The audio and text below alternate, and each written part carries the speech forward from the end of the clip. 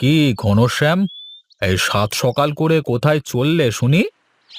হ্যাঁ, কোথায় আর যাব, যাই দেখি রামুর চায়ের দোকানে। সকালবেলা করে রামুর হাতের চা না খেলে বোধ হয় কাজে মন বসে না তোমাদের। গরিব মানুষ, কাজকাম করে খাই। সকালবেলায় এক কাপ চা আর একটা বিস্কুট খেলে যে বেলা দুপুর পর্যন্ত আর খিদে ঠিক পায় নে রে কার্তিক। তাই নাকি? তাহলে তো আমারও একবার চেখে দেখা দরকার। বেশ তো, চল একসাথে যাই। আজকের চায়ের বিলটা তাহলে তুই না হয় দিয়ে দিস। তা না হয় দিলাম, কিন্তু কথা হলো, তোমাকে যে আমার কিছু কাজ করে দিতে হবে ঘনশ্যামদা। এবার আসলে তো মোদ্দা কথায়। তা চলো, চা খেতে খেতে কাজের কথা শুনবো।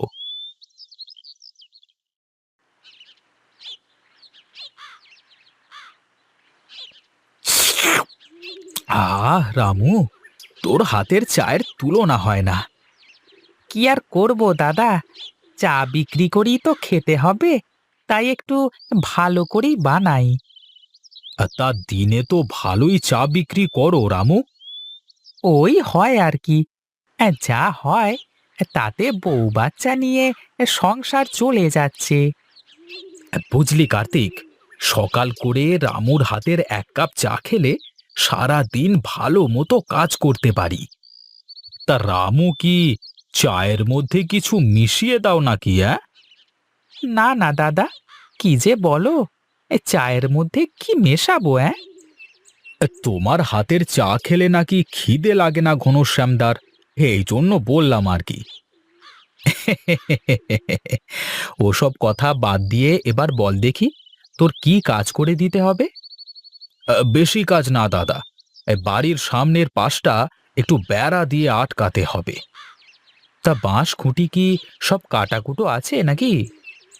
আমি সব করে রাখবো, তুমি কাল সকালে এসে কাজটা শুরু করে দিও, কেমন? ঠিক আছে, তাহলে এখন আমি চলি, তুই বিলটা দিয়ে আয়।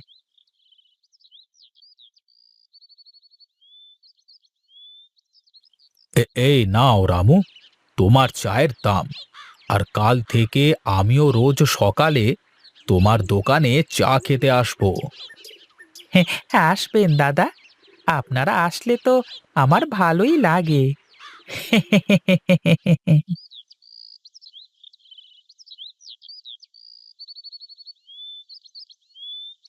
বলি, আমার পান্তা কি দেবে নাকি?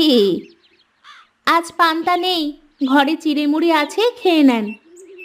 হায় রে পোড়া কপাল আমার, মাছ গোছ তো খেতে চাইনে, সকালবেলা একটু পান্তা খেতে চাই, তাও আমার কপালে জোটে না।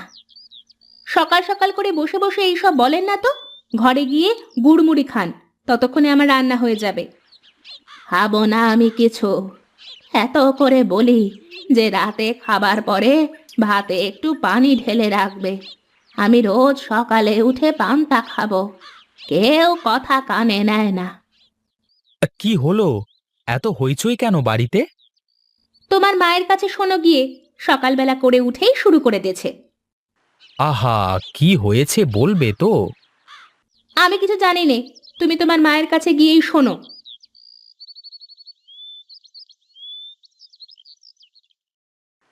মা, কি হয়েছে? তুমি মন খারাপ করে বসে আছো কেন? আমার পোড়া কপাল, এ বাড়িতে আর আমি থাকবো না, আমাকে তুই বিমলের ওখানে দিয়ে আয়। কি হয়েছে বলবে তো তুমি, তারপর দেখছি। আমি তোদের কাছে রোজ রোজ মাছ গোছ তো খেতে চাই নে, বলি কি, রোজ রাতে খাওয়ার পরে ভাতে একটু পানি ঢেলে রাখলে আমি সকালে উঠে পান্তা খেতে পারি। রোজ রোজ তো পান্তা খাওয়া তোমার অভ্যাস, তো এখন আবার সমস্যা কিসের? তা আমি কি করে বলবো, তুই তোর গিন্নির কাছে শোন কেন। আচ্ছা আচ্ছা, আজকের মতো তুমি এভাবেই চালিয়ে নাও, কালকে থেকে তোমাকে প্রতিদিনই পান্তা করে দেবে। আচ্ছা ঠিক আছে, কিন্তু কাল থেকে যদি রোজ আমি পান্তা না পাই, তাহলে কিন্তু আমি আর এ বাড়িতে থাকবো না, আমি আমার বিমলের বাড়িতে চলে যাব। আচ্ছা মা, ঠিক আছে।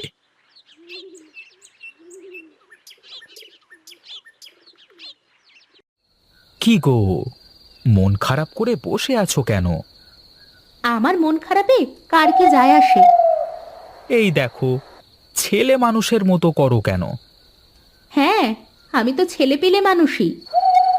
দেখো গিন্নি, মায়ের তো বয়স হয়েছে, কদিনই বা বাঁচবে। যা বলে একটু শোনো না। মানুষের ভালো করতে নেই। এখন শীতকালে সকাল করে কেউ পান্তা খায় নাকি?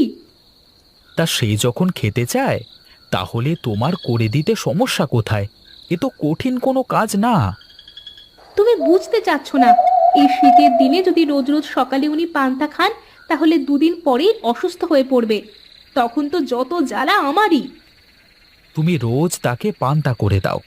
যদি কোনো সমস্যা হয়, তখন আমি নিজেই তাকে বুঝিয়ে বলবো। ততদিনে যদি অসুস্থ হয়ে যায়, আমি কিন্তু পরে দেখতে পারবো না। তুমি তোমার ভাইয়ের বাড়িতে রেখে আসবে। আচ্ছা ঠিক আছে। হ্যাঁ, এখন একটু হাসো না তুমি। মুখটা কেমন প্যাঁচার মতো করে রেখেছো।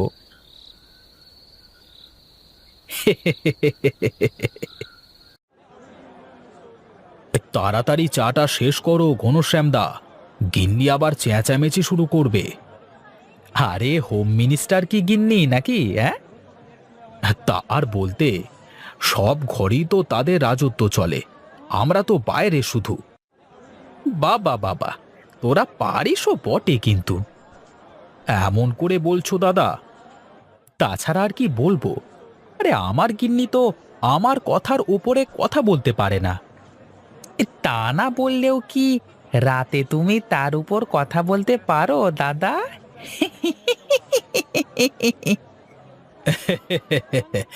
এই একটা কথা বলেছিস রে রামু। ওরে শোন, ঘরের গিন্নিকে কিভাবে শাসনে আর আদরে রাখতে হয় তা জানলে সব সময় সবভাবে মানিয়ে নেওয়া যায়। হ্যাঁ, তা ঠিক বলেছ দাদা। হ্যাঁ, তবে সবাইকে দিয়ে তা হয় না দাদা। আমার ভাই বিমল ওর বউ নিয়ে আমাদের সাথে থাকতে পারল না।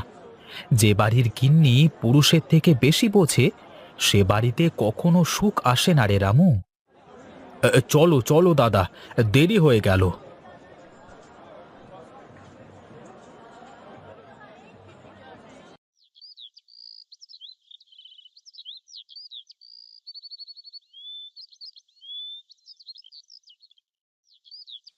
এতক্ষণে আসার সময় হলো তোমাদের? কোথায় ছিলে শুনি? রামুর চায়ের দোকানে দাদাকে ডাকতে গিয়েছিলাম গিন্নি। তা পকেট থেকে ক টাকা খসিয়ে আসলে শুনি? আচ্ছা বাদ দাও না, তুমি রান্না করতে যাও, আমরা কাজটা শুরু করি। তা যাচ্ছি, তোমাকে পরে দেখছি আমি।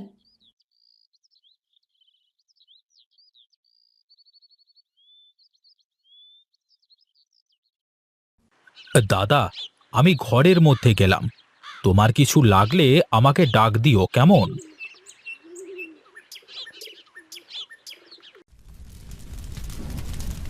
তুমি কি বাইরে ওই মানুষটার সামনে আমার সাথে এমনটা না করলে পারতে না?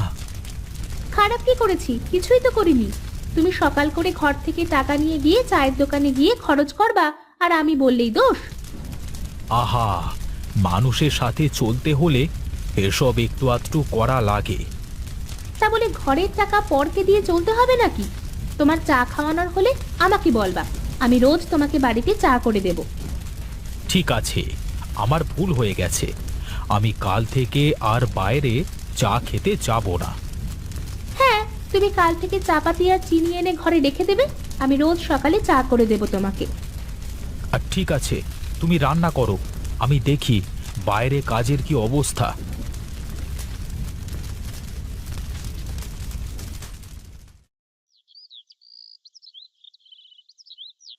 এই নে কার্তিক, বেড়া বাঁধা শেষ।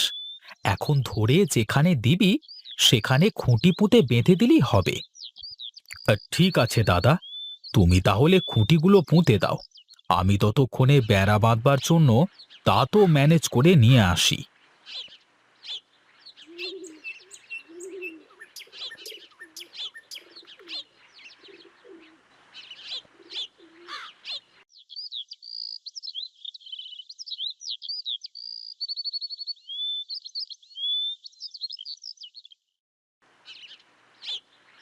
হ্যাঁ, এই নে কার্তিক, সবগুলো খুঁটি পোঁতা শেষ। এবার বেড়াটা ধর।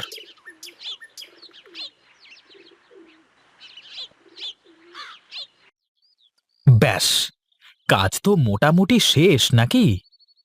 হ্যাঁ দাদা, মোটামুটি শেষ। যদি দরকার হয় আবার পরে বলবো। বেশ, এবার আমার মজুরিটা দিয়ে দে, আমি বাড়ির দিকে যাই। সে কি দাদা, না খেয়েই চলে যাবে নাকি? বাড়ি গিয়ে গোসল করে একেবারে খাবো রে। এখন আর খেতে ইচ্ছে হচ্ছে না এইভাবে ঘামা শরীর নিয়ে। আমি তাহলে গেলাম রে কার্তিক।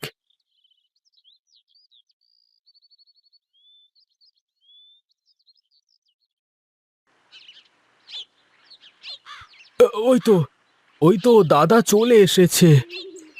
কি কি হয়েছে মায়ের? মা এমন করে শুয়ে আছে কেন? তোমাকে বলেছিলাম না, রোজ রোজ শীতের মধ্যে পান্তা খেলে অসুস্থ হয়ে পড়বে। শুনলে না তো আমার কথা। শুনলাম তুমি নাকি বৌদিকে জোর করে মাকে রোজ পান্তা দিতে বলেছ। কি করব ভাই বল, সে সকালে ঘুম থেকে উঠে পান্তা না পেলে চেঁচামেচি শুরু করে। না দিয়ে কি করব? তাই বলে শীতের দিনেও তুমি পান্তা খেতে দেবে? তার না হয় বয়স হয়েছে, তুমি তো জানো মানুষ বুড়ো হলে বাচ্চাদের মতো হয়ে যায়। আমি তোমার দাদাকে বোঝাতে পারিনি, এখন তুমি বলো ভালো করে। দেখ বিমল, মা আর কদিনই বা বাঁচবে, তাই তো মা যখন যা বলে আমি তাই করি। তাই বলে যে কাজে তার ক্ষতি হবে সেই কাজও করতে হবে? যাই হোক, আমার ভুল হয়ে গেছে ভাই। এখন কি করা যায় তাই বল। কি আর করা যাবে, মাকে আপাতত ডাক্তারের কাছে নিয়ে যেতে হবে। ঠিক আছে, তাহলে তাই কর। আমি গোসলটা সেরে নিই, গাটা ঘেমে গন্ধ বের হচ্ছে গা থেকে। তাহলে তাহলে আমি যাই, একটা গাড়ি ডেকে আনি।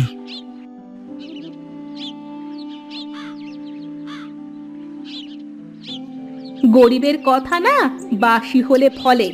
সুস্থ থাকতে তো আমার কথা শুনলো না, এখন একটু ভুগে দেখো কেমন লাগে।